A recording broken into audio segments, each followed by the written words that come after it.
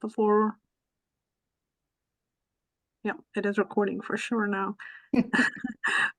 Okay.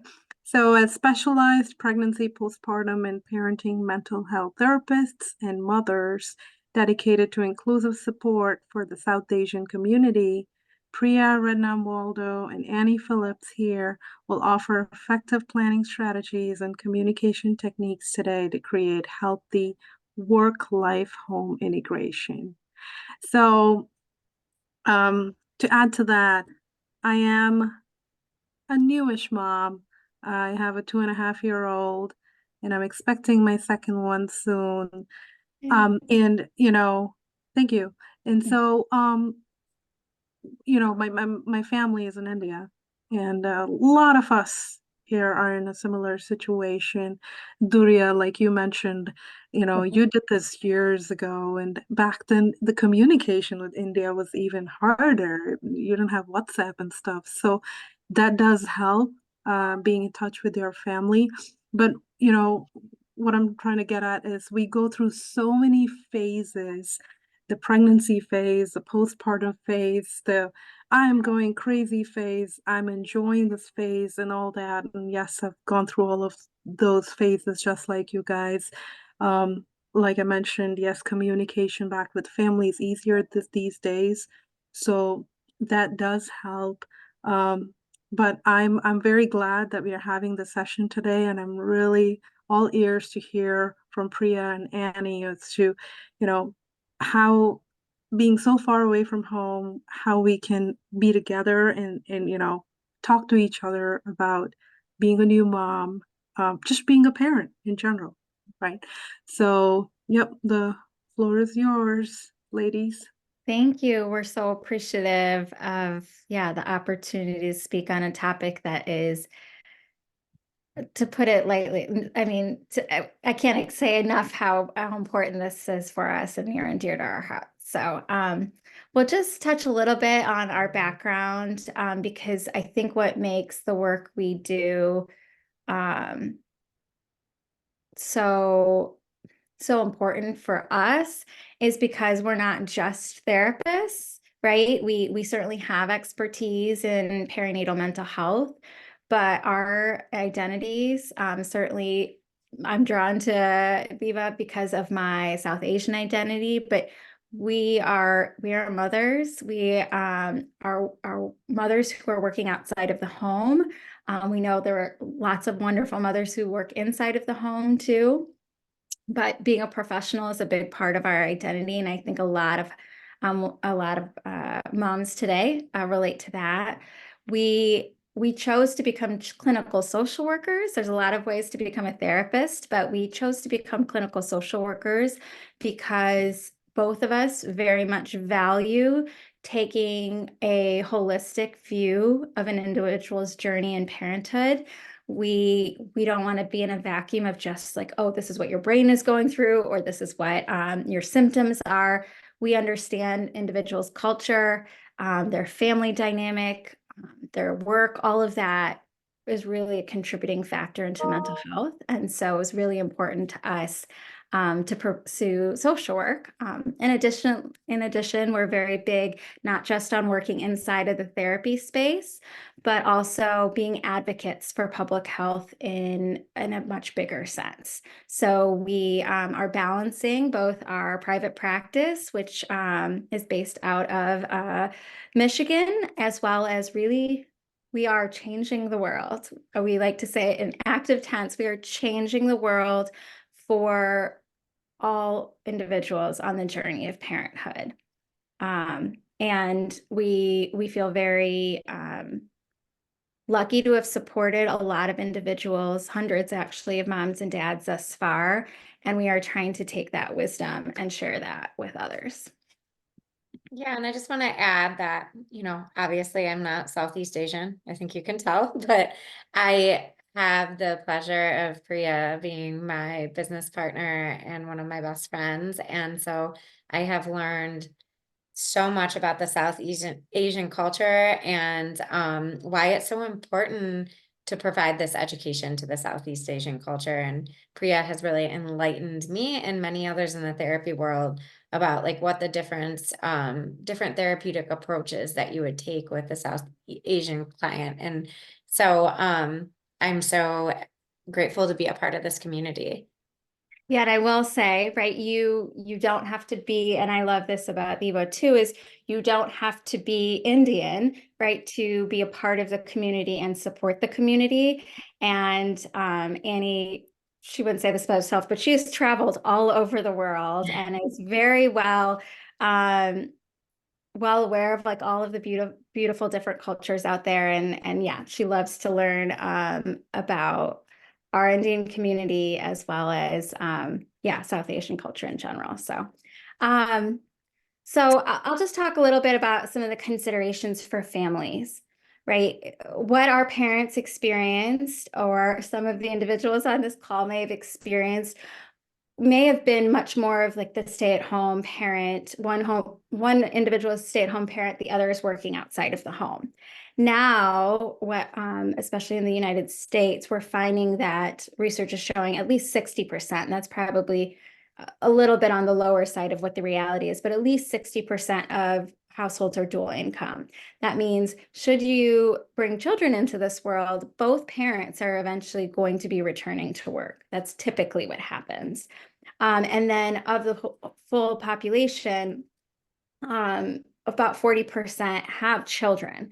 So while not all households have little ones at home, a significant amount of the population does.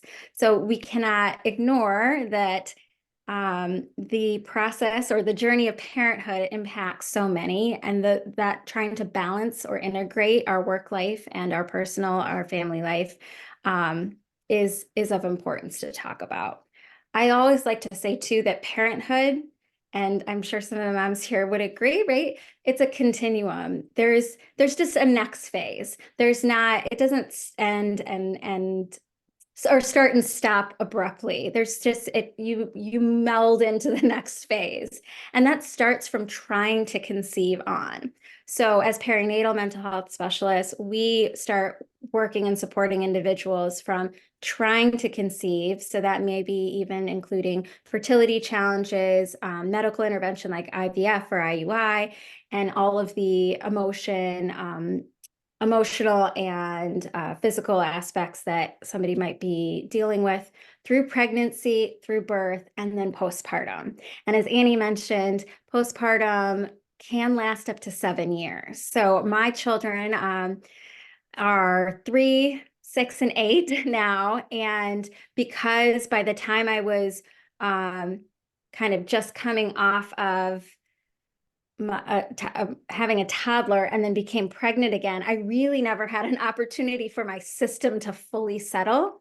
And I also experienced birth trauma, postpartum anxiety. And so I consider myself still in the postpartum period, despite having an almost 4-year-old now.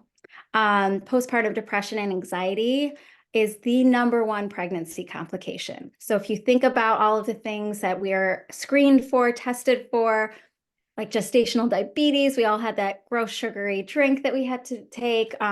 They think about preeclampsia, all of these conditions that are absolutely important to screen for and treat. But the inconsistency of screening for depression, anxiety, whether during pregnancy or postpartum is really, it's just, it makes me sad, frankly, to think about that there are all these missed opportunities for moms and dads out there to receive the support that they need so that they can really feel healthy and well in order to support themselves and their families. And of course, right, speaking to this population here, culture, race, gender identity, sexual orientation, your disability, all of those have to be a part of the conversation, because what is typical for one family may be not typical for another, right? So I work with a lot of South Asian moms, and a lot of their journey is, how do I navigate mother-in-law and father-in-law also being a part of raising my child? And I want them to be a part of it, but I also want to have boundaries. All of these things that come up that if you took a one size fits all approach to this phase of life, you would miss something there. So it's really important to talk about the impact of mental health in early parenthood. So like the numbers are pretty staggering. 1 in 5 women are affected by postpartum depression, 1 in 5 women, postpartum anxiety, and 1 in 10 men suffer from postpartum depression. And I want to note that these are reported numbers. I personally had postpartum anxiety and I never reported it. So you always, it makes you think and how many women and men go undiagnosed a lot. Because we actually at our practice often see parents when they are, 6 months to a year postpartum and they're like, I should be feeling better by now, but that's because they never were screened and treated properly when they should have. So what that leads to is that suicide and self-harm are the largest contributors to maternal mortality during the first year of postpartum, which is a really staggering number because when we think about maternal death, we think of like, a traumatic birth or preeclampsia or some type of infection, but it's actually due to mental health concerns. I have a quick question. Yes. So when you said this is what's out there, the numbers, is this usually the form that you fill in every visit where they ask these 10 questions? And is that the only way for the doctors to know, or there are other forums where they check on you whether you're going through depression or not? Well, I'm actually surprised that you got a form at every visit. Whoever that OB/GYN is out there, kudos to them. Every visit after my baby was born. Oh, do they ever screen after, Shweta? Is that your question? So Yeah. So I did So- get a form every time after the baby was born. yes, okay. But I wonder, like, because like people are shy Yes. in Yeah, expressing, right? So if there are other absolutely. forums where they could still Oh, detect. you're wondering. Yeah, I mean, there are really great online resources where they can Postpartum Support International, which is actually what we have our certification through as perinatal specialists. That is a great resource if you're just wondering, like, am I suffering from postpartum depression, right? Is this me? Or am I is this anxiety normal or typical? I like that word better than normal versus atypical. Because yeah, typically we see maybe a pediatrician will be doing some screening or the OB at that 6-week appointment. But if someone isn't sharing or feeling comfortable to share because of feelings of shame or feelings of just fear, also of confronting, wow, maybe I really am struggling and need help, well, then that screening tool ends up not being effective, right? It's really about conversation, but unfortunately, Annie and I have seen so often that the way that our system is working right now, if a provider doesn't have a deep sense of like trust and rapport with the patient and isn't able to spend time in conversation with the patient, and the patient's just given a form, then there is often a desire to not maybe be as forthright with And also to Priya's point is that there's a lot of women who don't understand that they're suffering from postpartum depression or anxiety because they, like Priya said, they're just given a form and they're unsure if this is, just normal. And sometimes they're very much dismissed by family members or friends and, oh, it's normal to feel that way. And so Priya and I are trying to change the narrative, like, that it's not normal and you don't have to suffer. And of course, there's going to be painful moments postpartum, but if you're suffering and it's a daily occurrence, and we're going to be going over some more of the symptoms, that you should get help and normalize the process to get help. I truly believe that they should have a perinatal therapist in every single OB/GYN office screening people and having that conversation, but that's not going to happen. So that's why we're here and we're providing this education so that you can continue to pass this information along to other women so they know when to get help. So yeah, there's many barriers to care and diagnosis. That was a great question, but like I said, these statistics are widely believed to be underestimated due to underreporting, and especially in a population like the Southeast Asian population, because of the lack of information, and also, like you brought up, is the shame and not having safe places to share this information. And so that's, I know Priya, as an Indian woman, like really wants to change that narrative. And that's why she's like, we're so excited to be here tonight. So, Yes. because And I will compassionately say to Annie, so Annie lived in Korea for some time. So she keeps saying Southeast Asian, but that's why it's just rolling off her tongue, I think, versus us, sorry, South Asian. continentals. That's okay. No, I knew where it was coming from, but just in case someone was wondering. Yeah, and I'll just share my own personal experience because I think, right, I am a mental health professional. I am a combat veteran. I jumped out of airplanes. I feel like I've done a lot of hard things in my life. I'm very type A, where I like to follow steps in order to achieve, and I think that is a trait that is not uncommon within Indian communities. And I thought, oh, I've done all these hard things. How hard could parenting possibly be? Like, I read a couple books. I felt prepared for childbirth. And what I didn't realize is that it doesn't matter how many degrees you have. It doesn't matter how determined you are. There's no experience in life like having a baby and bringing that brand new little vulnerable squishy baby home, and then all of a sudden you are in charge of this life.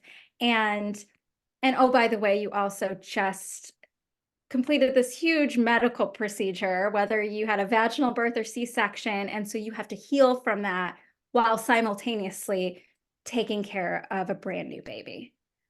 It's Yeah. That's, just that's like such an intense line you said there. You're in Mhm. charge of this baby now. It's like, oh Yes. my gosh, like this human being is now dependent completely on me. Yes, there's nobody to say like, "Oh, who's my backup here?" Right? And I didn't realize how terrifying that would be, especially when the stakes felt so high. Like, oh my, this little tiny baby, I'm in charge and I can't make a mistake, is what I thought. I have to do everything perfectly because of how much I love my child, and probably part of it, right? My type A personality of wanting to do that as well. I, Um, I just want to back up because somebody put in the chat that they were surprised that men suffer from postpartum depression. And so this is something that does affect men, and it's not talked about enough. And we treat many men at our office. And I just want to note that men really do want to feel valued on the journey of parenthood. But at the beginning stages, when, mom is breastfeeding or mom's doing all the work, they oftentimes feel very lost, and they feel like they have to be the strong one. And so they hold back a lot of how they're feeling. And men usually present with postpartum depression later than a female does. So it's absolutely something that is widely underdiagnosed, and men's symptoms present differently too than women. So it is something to screen for and look out for, and something that needs to be talked about as well. Okay, so what we really strive to do in our practice is help to give individuals, families, the tools in order for them to be successful. And we try to channel that type A, like I just want to like have something figured out, into what we describe as postpartum planning. And we hear a lot about like birth planning or planning for the nursery and the registry, and those are important. They are. But none of those matter if you are not feeling mentally well. And all of our planning typically is, okay, what do we do to get ready for bringing the baby home? But then there's no planning about like, okay, then what? Right? We brought the baby home. We have a beautiful nursery, let's say. We gave birth and it maybe went 50% according to plan. And now we're home and we feel really lost. And so what we are really trying to do in this kind of a revolutionary way is this is not just on mom to lead an effort to do all of the pre-work, right? Mom's already growing the baby, first of all. If they are the birthing parent, they are doing a ton of work. What really needs to happen instead is that there should be an equitable process for parents to really plan for the what comes after we bring baby home. And we love to say, write your birth plan in pencil because things do sometimes not go exactly according to plan. But your postpartum plan can be in pen because these are the structures and supports that you have put in place that regardless of how baby enters the world, they are going to be there for you. And it could be who is going to be a part of your village. It could be how you want to get sleep. And we'll go a little bit deeper into this, but they are all based off of how you're going to take care of yourself so that you can take care of baby. And we do this especially knowing that so many of us return to the professional world, where in this country we get so little time off. We barely have, recovered physically before we are being asked to re-enter the workforce. Can I And so ask we Priya know really quick? that, yeah, Is, sure. is there a maternity leave policy in India? I was just curious. I don't know if anyone knows that answer. Yeah, think there is there is. for 6 months. Yeah. There is 6 a months? maternity leave. Most For of them 6 get months. 6 months off. Okay. 6 months. Okay. Yeah, It's much better sometimes there. people can go back part-time too. Okay. Yeah. So it's not one size fits all. And it's a pretty, especially compared to 12 weeks here, it's a pretty significant increase. And it sounds like it is, unlike the US where it's not a guaranteed thing to have, it is pretty standard practice there.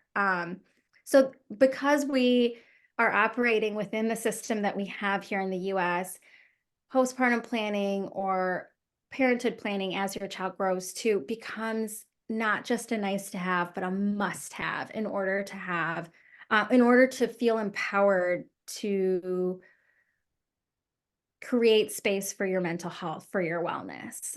Without it, we can feel very quickly like we are drowning. And really, so it allows us to mitigate risk factors and then also build an idea of like, what is my integration now between my identity as mom and spouse, as well as my identity as a professional.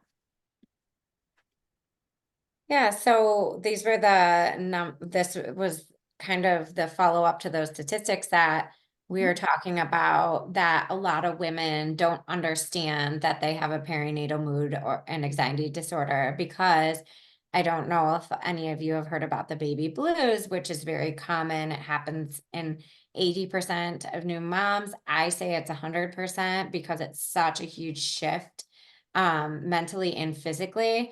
But these symptoms, which is kind of unpredictable crying, like a reduced sleep, different eating, appropriate worry, but these should not last longer than 2 to 3 weeks. And then after 3 weeks, if you're still experiencing continued symptoms and you feel like you haven't kind of adjusted to your new normal, some of these are suicidal thoughts, intrusive thoughts, lack of pleasure. And I do want to go back to the upsetting intrusive thoughts, because as someone who had postpartum anxiety myself after my first, and I suffered from intrusive thoughts, I just want to say that this is very normal. And a lot of women go through this and actually are undiagnosed with postpartum anxiety because a lot of these intrusive thoughts are very shameful. And so a lot of women don't disclose that they're having them. But once you find out that this is not abnormal to have upsetting intrusive thoughts and you're able to find a safe outlet to talk about them, it makes so much of a difference in your care postpartum. So an upsetting intrusive thought might look like your baby rolling down the stairs and bumping its head. And actually having that thought is a protective mechanism. It allows you to have the foresight of maybe I should be careful walking down the stairs with my baby. But the image can be very upsetting and make you feel ashamed, like you are a bad mom and want to hurt your baby. It is a thought, not an action. So just wanted, I always like to highlight that in case there's anyone out there that's experienced this or knows anyone that has experienced this. So if these symptoms continue without any attention, they can last up to years. It can affect your whole trajectory of life. And so that's why Priya and I are so adamant about early intervention, because if you present to therapy 2 years postpartum, we're doing a lot of backpedaling to try to treat something that's been left untreated for so long. So this is where knowledge is power. Even if you're not going through this, just giving this information to friends and family. I have a quick question. Absolutely.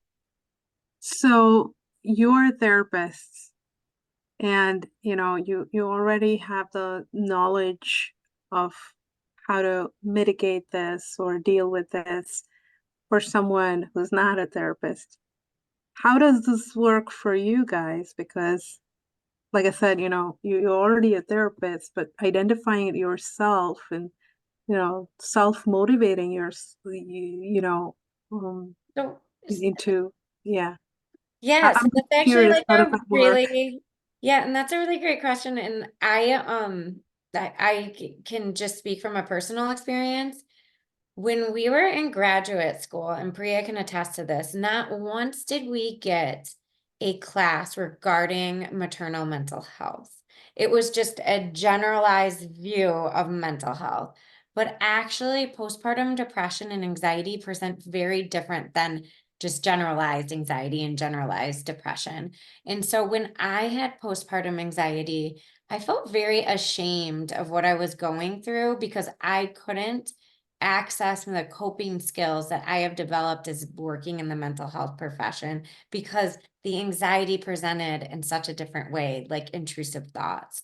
And so that's at a starting point when I started after my first baby becoming very interested in this specific part of the mental health field that's so underserved. And luckily I had Priya sitting in my office with me to help me through all this and to figure out like, okay, this anxiety is a lot different than normal anxiety. And so that's why it goes back to knowledge is power, because generalized anxiety looks a lot different than postpartum anxiety. And I'll just add to that because I do think that's such a great question. I'll add that when you are in it, you're not wearing your therapist hat, right? Like you may your logical brain knows, okay, this feels like off, or like, why am I so kind of obsessed with my baby's wake windows? Why am I so needing things to be on a schedule? And it doesn't feel, you're not able to step back and be a therapist to yourself, unfortunately. And so that's why it's really important regardless of your profession, that you have people in your village that can say, oh, you know what? I think this is what you're experiencing. And actually, so many of the individuals that we see in our practice are physicians, lawyers, engineers, people who are, CFO, CO, because they are so used to being good at things that they don't even keep or they are in a helping profession too, they don't really keep in their mind when you are in it that, oh, wait, I could be susceptible to a very, very common, common part of the postpartum experience. And just because something's common does not mean it's typical. I think I also bought into this idea that it's supposed to be really hard postpartum. And there's a difference between challenging and suffering. And I think I was dismissive of it. Definitely So was too. yeah. And there just is so much messaging, whether it is from our families of origin or from society, that, the postpartum experience is, it's hard, you're supposed to be miserable, and then all of a sudden it's better. So we are reframing this narrative as well, that those first weeks are awful, and then everything is peachy keen by 6 weeks. You have that 6-week checkup with your OB, and then suddenly, like, you're supposed to be all settled in, and your hormones are supposed to be set just because, and you're supposed to kind of know what you're doing by then, all because physically, maybe you're healing well. We don't really, beyond the form again, dive into the mental health aspect. So we always start with Maslow's hierarchy of needs, which you may or may not be familiar with, but we have very basic human needs that as parents, we somehow, like, they just fly it over our head that they are important. Beyond safety and security, after that is our eating, drinking water, sleep, moving our body, and then like basic hygiene, right? Those are not luxuries. To be able to, especially if you're a nursing mother, to get a full meal, to drink water consistently through the day, and then really to sleep, right? We talk about how sleep deprivation is common, right? You are adjusting to a baby that maybe is wanting to nurse every 2 hours. But that doesn't make you less human during that time. During that time, you still need to recover from giving birth, as well as we just need at least 5 hours of continuous sleep. So what that means in reality is your village needs to support you there. That means maybe mom is sleeping and dad picks up baby when baby cries, brings the baby to mom's breast. Mom nurses half asleep, and then dad takes the baby back, and so that mom can go back to sleep. Right. So there's ways to plan in order for these basic needs to be met. If they are not met, then all is not well. I don't care if it's the 6-week checkup or the 6-month checkup. There will be a mental health toll, and it will turn into suffering because your basic needs aren't being met. Often too, at that 6-week appointment, I don't know if this resonates with anyone here, but it's just such a whirlwind. You are just trying to put one foot in front of the other and trying to figure out what needs to happen. So when your physician says to you, or maybe it's a midwife or a nurse says to you, hey, how are you doing?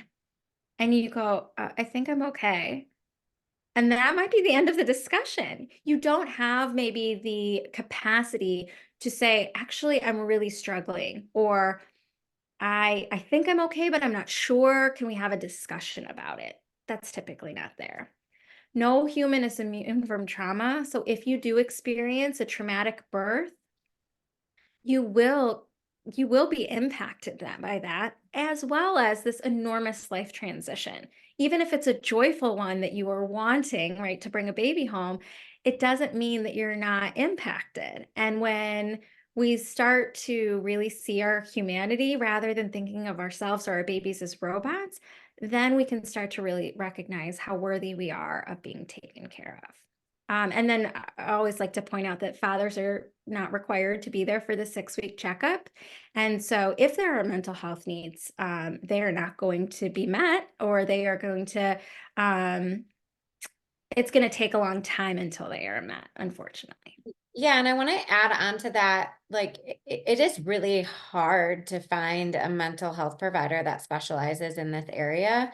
And so even if the mental health need is recognized, the effort that it takes to find someone that can help treat you, either a psychiatrist or a therapist, can be really, really difficult and provide it's a barrier in care. So that's another thing Priya and I are trying to change is the access to care. So, reframing the narrative, returning to the workplace is simple. So, okay, we just got a question really quick. Who decided that in 6 weeks a woman should be all ready to go back to normal life? Just wondering. Hey, I wonder that a lot too. I wonder what the gender of that individual or the I sex think it of was that a bunch of individual old is. white men who came up with the FMLA policy, and I want to say something to that.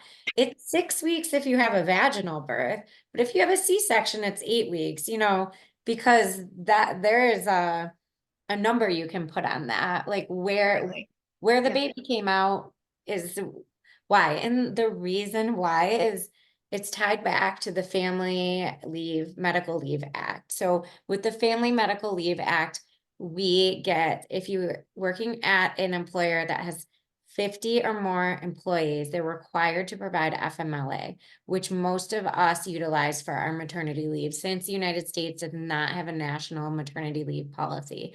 So in the Medical Leave Act, they determine that you get 6 weeks for a vaginal birth and 8 weeks for a C-section, and then 4 weeks post that isn't covered under disability. So your employer, if you go beyond those 6 to 8 weeks, they have to keep you at your job, but they can actually switch your title or position at that job. So it's Family Medical Leave Act wasn't developed for moms or pregnant women. It was just developed. I don't know who developed it, but no one that was thinking about how long it actually takes for moms Yeah. to. I would go out on a limb and say no one who's actually given birth. Yeah. Because if you've been through birth, even if you're far removed, you remember that it was really a hard recovery, physically even, right? And not even considering the mental health piece, but yeah, it's really unfortunate. Yeah, so great question. Keep them coming. I love these topics. So I love the topic of returning to the workplace. I'm a huge advocate. That's why I asked in India. I'm always curious what other countries' maternity leave policies are, because it's just laughable what we have in this country. I mean, as a country that says we value family, we value life, we are very pro, like a lot of people in this country are pro-life, but we don't take care of those lives. Like moms are forced to go back to work so shortly after they give birth. So especially for first-time parents, but all parents, there is a significant adjustment period when you bring that new child home. I always say that like the first month you're in shock. You're like, oh my gosh, like what is this new life? Then the next month, you're kind of like figuring things out. And then the third month, you're like, okay, like I'm starting to get in a rhythm. And then they're like, sorry, you got to go back to work. And so you never actually do get into a rhythm. And it's hard going back to work and balancing, okay, daycare, who's taking care of the baby. I know with FML, like when I first returned back to work, my daughter at 3 months old had to get emergency surgery. And so I had to take a week off when I got back to work because she had to get surgery. She's okay. But I called my manager and she was like, oh, you don't have any time off. And I was like, okay, well, what do I do? And she's like, I don't know. You don't have any sick time or vacation days, because with FMLA, you have to use all your sick time and all your vacation days. So this presents a lot of obstacles when we get back to work. So like me, I had a really difficult time adjusting back to work. Priya was like ready to go back to work. So Yes. everyone is different. But it's not, even though Priya was excited to go back to work, it's not like she didn't have to overcome obstacles and challenges and figuring out daycare, pickup, drop off, illness, like all the complications of going back to work. And even with a strong support system, it can like missed opportunities, catched up, like having trouble catching up on all the backlogged at work, feeling really stressed about integrating back into work. And I'm sure everybody who has had a child and is here and works has their own stories about, you know, the stress that they felt when they returned back to work. And somebody just commented is, I'm really glad that companies are now giving paternity leave to dads. So am I. But what Priya and I are seeing is that dads are not taking it. So and I go back to like dads need to start taking it in order for, which is sad, in order for women to get proper maternity leave. That's just how our society works. But what we're seeing is a lot of dads, they're giving them this paternity leave, but they're like, oh, but if I actually take it, then I'm no longer going to be respected at work. And so they'll take like a couple weeks of the 12 weeks they get. And I'm like, hey, you're getting 12 weeks paid off. Like, take that. But that just goes back to like the view in our society about new parents having to go back to normal so quickly. So And I I'll could just, go Priya stop me I 'cause know could this go is, on for can you days tell on this is like Annie's passion, right? Yeah. And I share that passion too. And a lot of dads too, even if they do take off work, because we are not valuing their contributions in an equitable way, they take off the time and then they work from home. They catch up on stuff. They are out in the garage doing God knows what, right? Like they're just doing stuff and it's not unimportant, but it's not bonding with baby. It is not really getting through that postpartum period together. I visited my friend the other day who had a 3-day-old baby, and her husband was outside building a playhouse for the kids. And I was For the like, 3-day-old baby. Okay. yeah. And I was like, do you really want him to be doing that right now? And she was like, no, I don't. I think it goes back to your point, Annie, of like dads don't know how because they haven't really been included. And so Yeah. that's really what we are really trying to change. Is like from the get-go, both parents are valued and included on what the postpartum period will look like.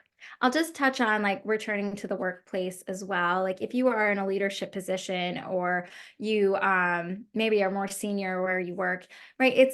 We often think it's the parent's job, that parent employee's job or professional to like figure it out and then come back to work. Like, and I'm obviously speaking to a group that doesn't agree with this, but often it will happen where it's like, oh yeah, just come back to work and kind of pretend like you didn't just have a child and do everything that you used to do the same way. But in reality, there's again a whole new normal for that individual or family, and they have to kind of redevelop what their identity at work, the workplace is. And there needs to be, if you are senior or a leader, there needs to be compassion and time. We don't just flip a switch and then all of a sudden we're good to go. We are human and we need time and the space to be vulnerable and to say like, hey, I'm struggling and I need X, Y, or Z in order to continue to feel better. Like the idea of like returning part-time and then eventually building up to full-time.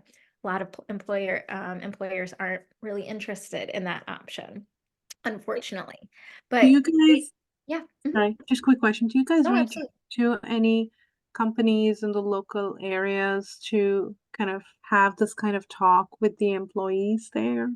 We're trying. So we actually met with DTE on Tuesday, and that is like actually, so we started our therapy practice, and then this is like our further passion project is the advocacy work, because we want to a lot of companies want to do better. They just don't know how. So we want to try to give them the tools to do better. Yeah, exactly. We've talked to nonprofits, we've talked to corporations, we have talked to individuals like yourselves, right, as a part of certainly community. And we really, like earlier today, we talked to a national group of public defenders. Yeah. Right. And one would think like, okay, is that going to resonate? And there was a mother who's an attorney who at the end was like, oh my gosh, like this information needs to be shouted from the rooftops. And that was so validating for us.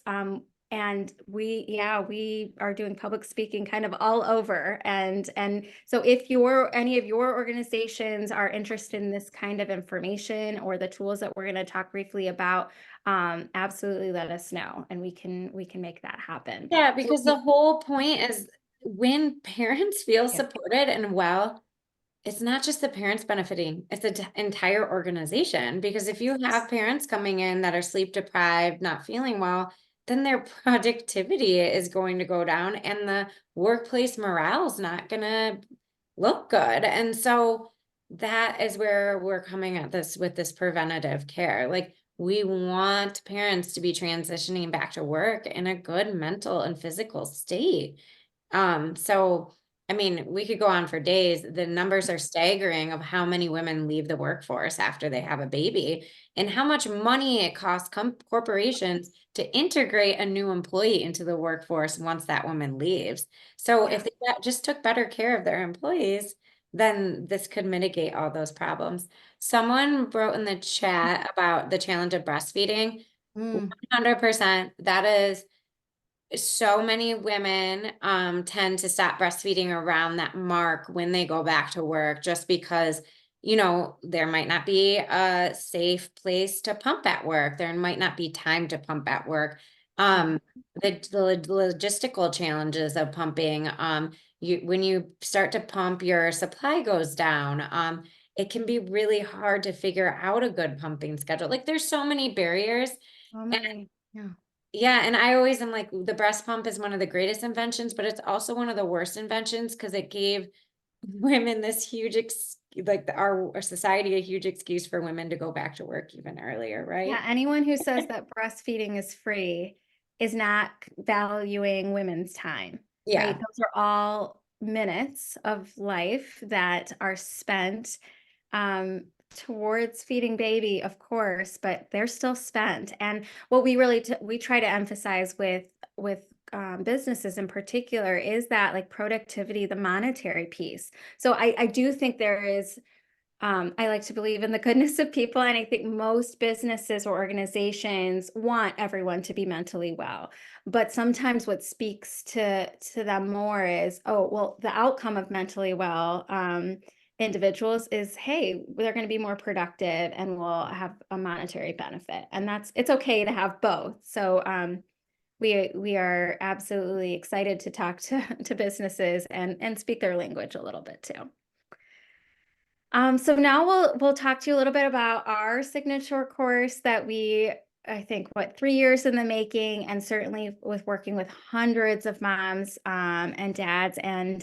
And again, for me, I work with so many South Asian mothers and fathers, and I've really tried to utilize that particular wisdom to make sure that what we've created together is very inclusive, and that aligns with Annie's values as well, because everyone's family may look different. The things that are important are different, but what's beautiful about our postpartum planning is it's not one size fits all. It is based off of the parents' value system and what's important to them, and then they can plan together. Again, when parents are well, everyone benefits.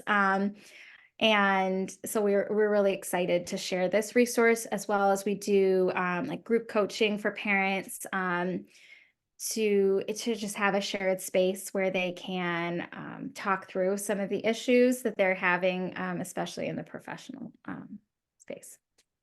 Yeah. So part of the postpartum planning can be integrated into the workplace, and being proactive about this can really help that transition back to work, because part of the postpartum planning is, how are we going to successfully integrate back into work? And so some of the things that you can think about is advocating early and often. So just like the story I said earlier about my daughter, I didn't know she was going to have emergency surgery, and how that situation could have been so much less stressful if I had understood my FMLA policies better, and I wouldn't have had that initial panic, which caused a ton of stress. Um, like letting your boss know, like, my husband and I have a schedule. If our baby gets sick, he's going to pick up the baby on Mondays and Wednesdays. I got Tuesdays and Thursdays. Advocating maybe to do, go back part-time for a period of time, just because when your baby starts daycare, they often get sick, or I really advocated after having mental health struggles to do 4 10-hour days. So I could have a day to myself on Fridays to, do self-care and transition into this adjustment as a working mom better. It took a lot of advocacy, but it happened. When planning's not done proactively, the outcomes are, mental and physical suffering, low workplace dissatisfaction, and productivity outcomes. So when you utilize postpartum planning and parenthood coaching, the impact to professional outcomes is very significant, and parents, families, community, and the whole business thrive. So we're going to show you a little demo of what our course looks like, because I think it's such a great tool for anyone welcoming a baby, or even if you have like a 2.5-year-old, you can still use a lot of these resources in here. Yes, especially I think, right, it walks through, but like one of the topics is sleep. And I don't know about anyone else on here with little ones, but my 3-year-old still wakes up sometimes and, Yeah. just wants to be tucked back in. And so, right, those, again, postpartum can last up to 7 years. And a lot of the topics that we talk about in the course, and it really is Annie and I guiding through with 15 different modules. And what comes through is really great discussion about these topics that really are necessary, and they're to be done ideally with your partner. As a first-time expecting mum, I was so excited to find this postpartum planning course by Healing Home. Meeting Priya and Annie through the educational videos and resources made me feel like I had 2 professional cheerleaders in my corner. Suddenly, I went from feeling really overwhelmed and scared about planning my postpartum to feeling super at ease and in control. In this course, there are over 15 different educational videos and resources to support you on your journey to postpartum, including my favorite resource, which is the Couples Workbook, which you can see on screen now. This workbook created a space for both me and my partner to journal and really dive deep into our thoughts and wishes for our new baby. I loved being able to get my partner involved in this. I thank this course for helping me have such a smooth postpartum, and I can't thank you, Annie and Priya, enough. That's our lovely social media manager, who is the most beautiful voice. But she took our course, and she was happy to put together that video describing Yeah, her. she had the little one herself, and she was very happy that she got that resource and was connected with us. So, And yeah. we wanted that resource to be available too. I'll just throw this, because sometimes therapy isn't accessible for everyone, right, to engage in, or it's not always appropriate, right? If we are not, ideally, we're not to the level of like really suffering, right? If we are suffering, then absolutely therapy is appropriate. Or if we feel like, hey, we need some extra support. But there's sometimes that during pregnancy, an individual might feel, no, I think I actually feel well. Well, then this is the kind of resource that's perfect for them. It's more of a preventative tool in order to have a happy and healthy postpartum experience. Want to share just all of our contact information. Certainly, if anyone is needing therapy services, like Healing Home provides that, both through telehealth as well as in our location in Bingham Farms. But even if therapy is not the space for you, we really encourage you to follow us on social media. We provide a lot of this great information and other free resources through our social media. Annie and I are trying not to be dinosaurs, and so we are trying to like get hip on it, because we recognize, again, the new moms that that we are wanting to really help and support. That is where a lot of moms get their information. So we want to be there and to be a voice of evidence-based voice there that's telling them that they can do it, they can be well, they don't need to suffer. Okay, so yeah, and follow us. shameless plug. Does anyone have any questions? I know people ask them throughout, but we are here to answer. I had a question, which was, so how does the course cost money? Obviously, does the insurance cover it? How does that whole thing work? Great As far question. as trying to get them? Yeah, absolutely. So the course, it does cost money, but it is HSA and FSA covered because we are, clinical providers providing health information that is related to a diagnosis. So I will say, like, in order to purchase, you have to be pregnant or postpartum, somewhere on that early parenthood journey, and for it to be covered by HSA or FSA. And what we tell people, so our course right now, and we literally just launched it officially on the 14th. It is, if you join our wait list, there is like a reduced cost, but it's actually less than it's like 1.5 sessions of therapy. It's equivalent to the cost. So for most individuals that might have be thinking about, well, what is the cost benefit for us? Like, if you can engage in something that's preventive, that allows you to maybe not need to engage in like long-term therapy care, then for us, that's the value of it.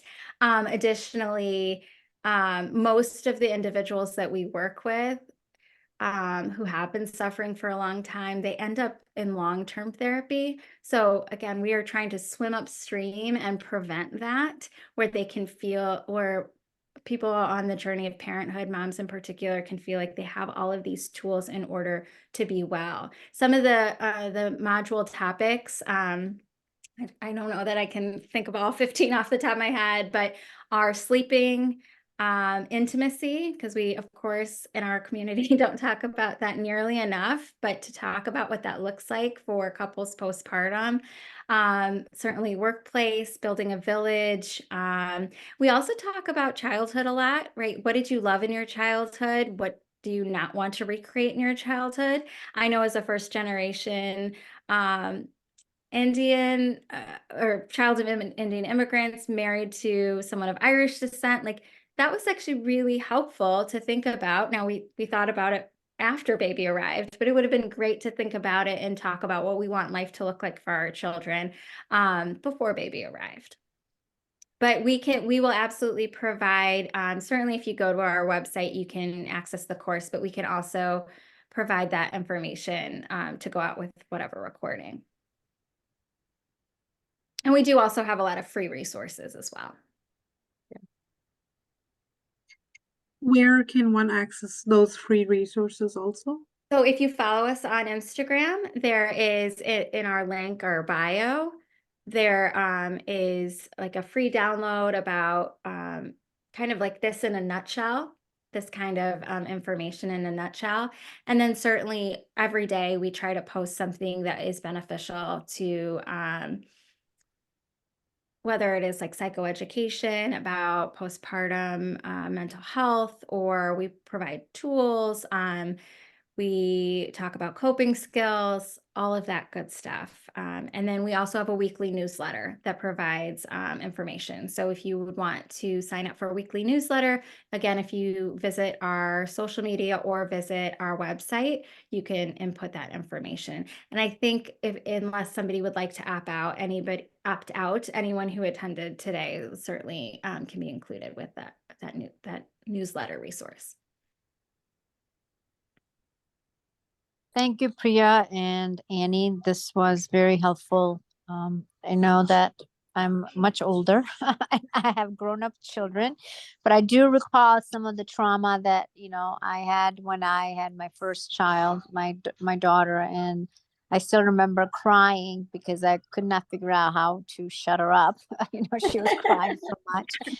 And I was like going to the doctor every other week because I didn't know what was wrong with her. So I'm so happy that now there's resources available that can answer some of those questions. Thank you. Well, Yes. please know you can always reach out to us for more information, and certainly, uh, speaking of one of our munchkins, and also if your organization or some other like community group that you're part of wants to include us, we're happy to share this with them as well. Yeah, one thing I do want to mention. my nose. Hi there. Hi, sweetie. Uh, I was just gonna say something you have been consistently bringing up is the village. I do want to mention this Diva group here is like a village to some of us because I know that there are lot of women here with older kids who have so much experience, and I've chatted with some of them already about their experiences and trying to utilize those experiences for my own personal, um, upbringing of my kids. So here itself, Diva itself is like a village for Absolutely. people away from home, Yeah, where women can talk to each other and learn from each other. absolutely. Yes, it is. It's such a beautiful community, and I think, right, such a strength to be able to share wisdom, and such a I know I've felt so thankful to be a part of this organization. Thank you so much for welcoming me into your village tonight, too. I'm so grateful for that, and I really appreciate it. Yes, absolutely. Alka, you wanna Yeah, take thank over? you so much, both Yeah. of you guys. It was such an excellent, informative also. I know a lot of our divas are not at that age. Shweta joined, she's the perfect one. But I'm going to stop the recording. Savita, are you here? Yeah, I'm here. I I think, even though our children are grown, as you mentioned, my daughter has not had her child yet. She will be getting married, and it's so good to, and I know a lot of the elder, gender here, will appreciate the information here to pass it on to their kids because they're at that age now. They're getting married, having children. So, um, all those things can really, that you highlighted will help them to navigate through this successfully. And the other thing is that, okay, so we have a policy that it's 6 weeks. Is there any way to advocate for more? Are there things that are happening where obviously, there are research that's being done that it is not right? They're Mhm. not healed, they're not ready to go back to work. Is there anything that anybody out there advocating for this or no?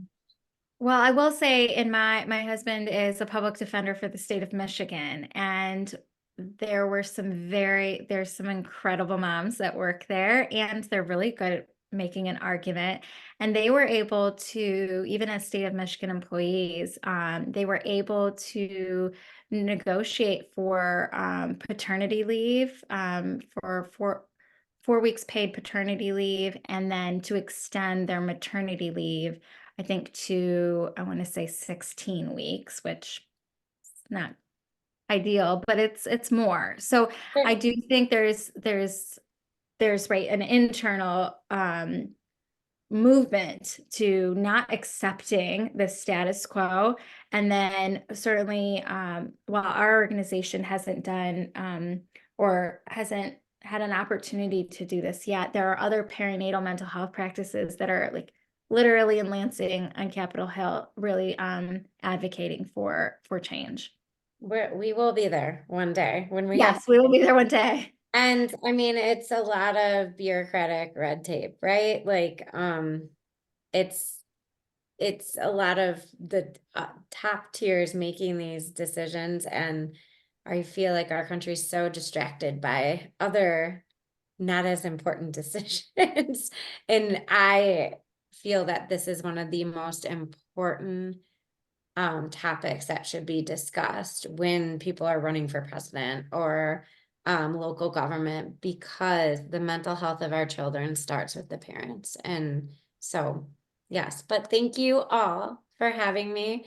My little one is begging for me to come to her, and she knew I was past time, but I really, really appreciate being a part of this.